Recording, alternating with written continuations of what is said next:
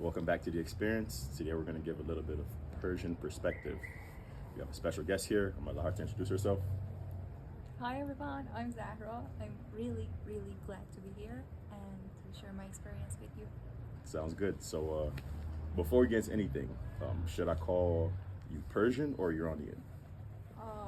That's a tough question to answer. I think you should call me Iranian. That's okay. Okay, sounds good. So first thing I wanted to get into was talking about your experiences here in Iran, living in Iran as a woman post-revolution. Can you walk me through that?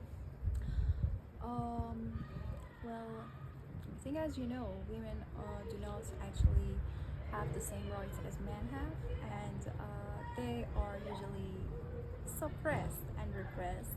They're usually is a kind of glass ceiling whenever, for example, they go to every kind of governmental organization or whatever. For example, personally, I remember I had such difficulties at university as a woman, and like they do not just treat you equally. Right. And yeah, that's a little bit difficult to be a woman here. So tell me the day-to-day of being a woman. Like, what is certain stuff that you have to do as a woman here in Iran? A day-to-day experience. Actually, I think the situation is becoming better every day. You know, day to day it is becoming better because most people, including women, are becoming aware of their rights and what they deserve. So I think, for example, compared to last generation, it has become better, but there are still some difficulties. Like, for example, whenever, as I told you, whenever you go to an organization, a governmental organization like a bank or an institute like university, they might not take you that serious. Like, for example, you're not that important maybe, but that is not something I can, generalize. I can, for example, I cannot say that all men are the same in that area, but there are still some of them who have the same behavior. But I think there was a kind of increase in their awareness, both men and women, and the situation is becoming better and better. Okay. Yeah. So the day-to-day, I know they say maybe you have to wear the hijab Yeah, or cover exactly. your hair. Yeah. What are some other kind of societal norms that they put on women in that respect? Well, as you actually mentioned, there is hijab that we should cover our hair and our body. For example, most of us must not wear some short clothes or like clingy clothes, for example, on the streets, or they might be warned by some people in authority. Okay. And yeah, they must actually cover their hair no matter what, and it is different from city to city, and it totally depends on the environment you're living in. Okay. So Yeah. it varies from the north and the south, because the Yeah, north is kind of more free from what I hear.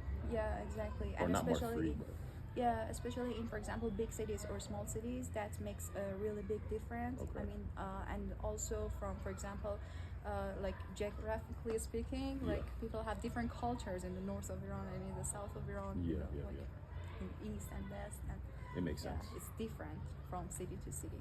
Okay. So I remember we spoke a little bit, a couple of days ago about just the Persian language. Yeah. And can you explain a little bit about how they kind of view women and men within like the language Farsi? Yeah, exactly.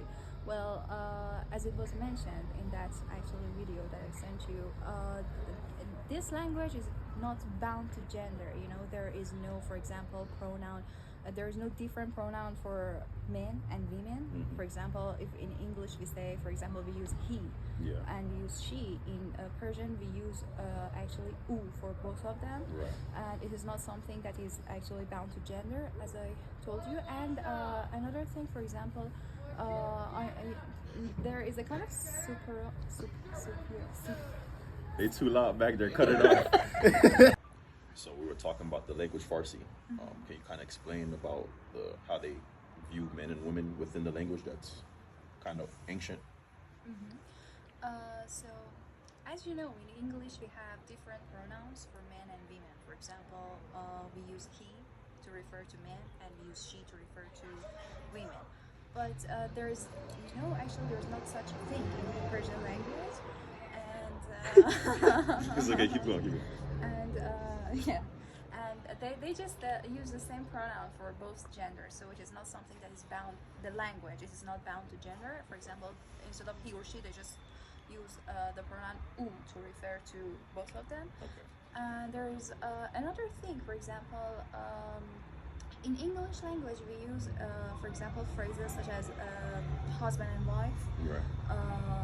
like for example, men and woman or Right, something like right. that. But in Farsi, actually, women are ahead to men. Like for example, if they zan, like shokar, instead of saying, for example, husband and wife, you say wife and husband. Okay. And yeah. And if you actually pay greater attention to it, you can see that the word woman is something that is kind of derived from the word man. You know, it Yeah. has the word man inside it. But in Okay. Farsi, we just have, for example, a total different word For women. for women. Okay, So it's okay. zan. There's no mad inside it. You know? Okay, so it's two separate words because Yeah, in English. just yeah, Okay, I see. Complete separate words. Yeah. It makes sense. Yeah. So what do you do in your free time? Like, what brings you joy in your free time? What brings me joy? I usually read novels. You know, I studied English literature at university, so I'm really into poems and novels, both in English and in Farsi. You know. And I watch movies, series, or for example, I spend time on social media, like some YouTube channels, just watching some videos, preparing myself for my classes. And for example, the topics I'm going to talk about that day, I just, for example, try to gather more information. Okay.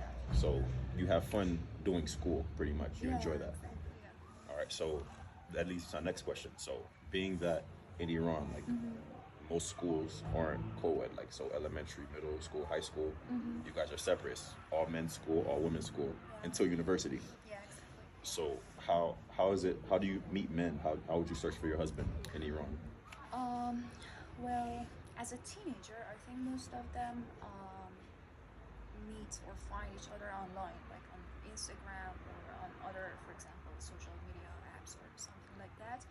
Or, for example, they go like in a small cities like here, for example, like everyone know each other. They everyone actually or for example is familiar with others, and they go to some cafes. There are not so many, for example, places when they want to, for example, spend their free time, and they just meet each other several times, and then they find each other on social media or something like that.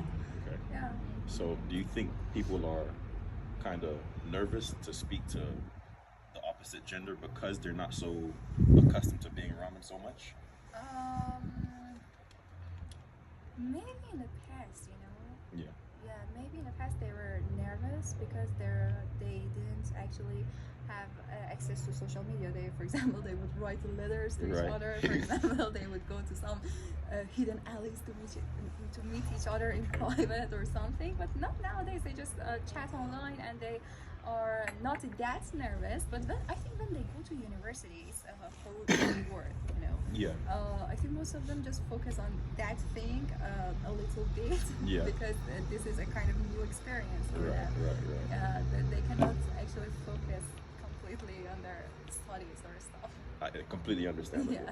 So, something that's random. Where would you like to travel to, and tell us why? You know, I've been really busy during the past years, especially because of COVID-19 quarantine. I think it took, for example, like 3 or 4 years. Yeah, I can relate. Yeah, exactly. And after that, I had my university, and I was busy studying, and I had a part-time job as well. I didn't have enough time to travel, for example, anywhere. So I would like to travel, actually, to take a trip to everywhere, especially in Iran or outdoors. Yes, there are many great cities in Iran I haven't visited yet. Yeah. So I think I'm gonna start with the cities here I have not visited. I have not visited yet, and then I might think of going other abroad. countries. Yeah, going Okay. abroad. Yeah, exactly. So, tell us a little bit about Iran. Tell us some things that Iran has to offer. You know, why should people visit? Why shouldn't people visit Iran? So first of all, there are many historical great sites. For example, like in Isfahan, in Shiraz, other cities like Tahrir Jamshid, like for example, great mosques and great architectures as well. And you know, and also people are really friendly here.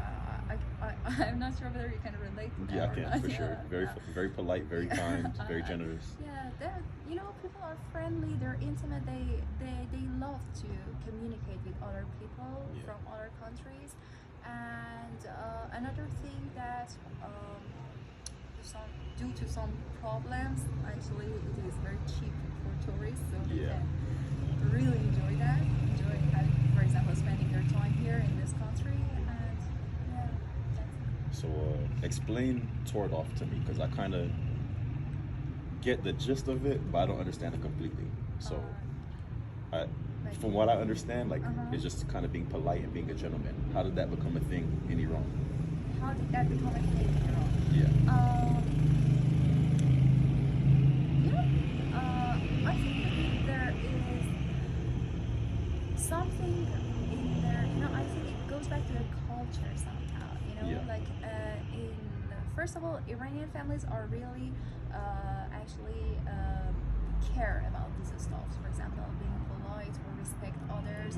And I'm not sure if you have heard of the word taruf or not. For example, these things are, for example, really important in Iranian cultures. For example, usually children are taught by their parents that they should, for example, behave nicely in public or in, for example, whenever they go somewhere, or especially to elderlies.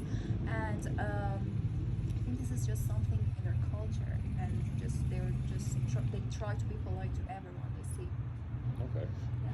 Well, I think the phrase of being a gentleman in America is a general term. Not everybody is a gentleman. Everybody doesn't feel obligated to be polite. Some people feel like respect is something that you have to earn and it's not given. So, you know, that just goes on to show like the culture all over the world is different based on, you know, where you were born, obviously. A few of the questions I asked you, I only asked because I could see the difference in other places I've been. So in a place like, let's say, America, where everyone goes to the same schools, there's no segregation between the men and women, you know, there's some pros and cons to that. The pros would be, you know, you're exposed at an early age how to communicate with the opposite gender, you know, like you're not going to be as nervous, or you're going to learn how to respect them even from a young age. The cons would be like, especially where I grew up in Miami, so there's a lot of diversity, people from Europe, South America, Asia, Middle East, wherever. And it's like there's a lot of shortcomings where you're exposed to the opposite sex too early, the opposite gender too early, you know, so it's like you kind of disrespect women because you don't see the value in respecting them yet.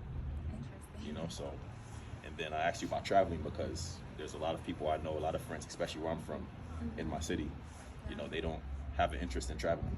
You know, they'll stay in their little neighborhood and they'll stay there forever without no worries because they have everything they think they need, at least.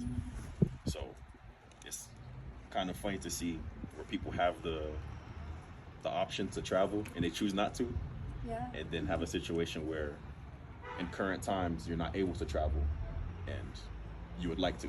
So it's kind of weird seeing that balance, you know. So just appreciate the opportunity. Exactly, almost take it for granted, you know. So take it for granted. So as we all know, Iran is a massive country. It's not the size of an island, and there's different provinces, you guys call it, in Iran. From what I understand, each province has like their own language outside of Farsi, and it's not Arabic. So can you kind of explain that a little bit to me? Actually, it is not like that. Every province has its own language. There are some provinces, that have a kind of dialect, like Turkish or Kurdish, like we call them Turki in Farsi, like Azerbaijan province or Kurdi or Kurdistan province. But there are some other cities or provinces that there is a difference in actually accent. Like for example, as an Iranian or as a Persian, you can understand what they say. Okay, but there might be some differences in pronunciation. Like in people in Mashhad or people in Isfahan, we call them Mashhadi accent, Isfahani accent, or like Shirazi accent. So, given that there's different dialects within the country, obviously, like if someone was to speak their dialect around you, you wouldn't understand anything. No.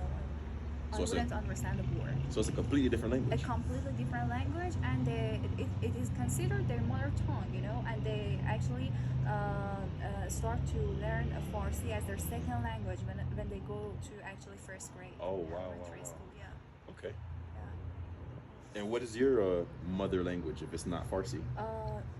No, it's my mother language is It's Farsi. Farsi? Or you don't speak any other No, dialects? I don't speak any other Okay. dialects. Yeah, Okay, so I good. cannot understand other dialects. You know, Okay. that's a pity. Yeah. To give a little perspective of Zahra, trying to give perspective of Zahra, and I appreciate her coming on and giving us a little bit of truth about living here in Iran. Yeah, thank you for having me here. It was nice talking to you. For sure. You have a good one.